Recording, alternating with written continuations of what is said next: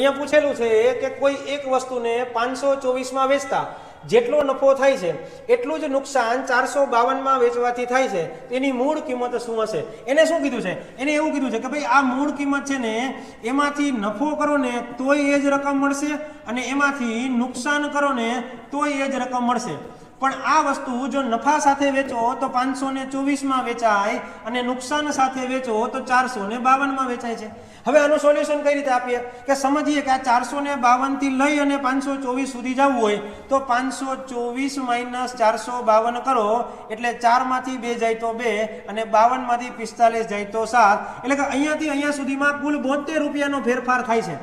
તો હું કહી શકું કે બેને અડધા અડધા કરું તો 36 રૂપિયા જેટલો નફો અને 36 રૂપિયા જેટલું જ નુકસાન જોવા મળશે.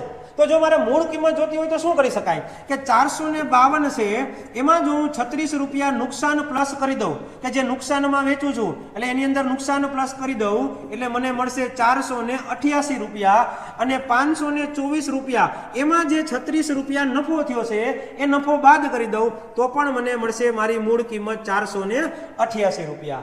તો આ હતી મારી મૂળ કિંમત. આવો જ બીજો દાખલો તમારા માટે, સવાલનો જવાબ તમે મને કોમેન્ટમાં આપો.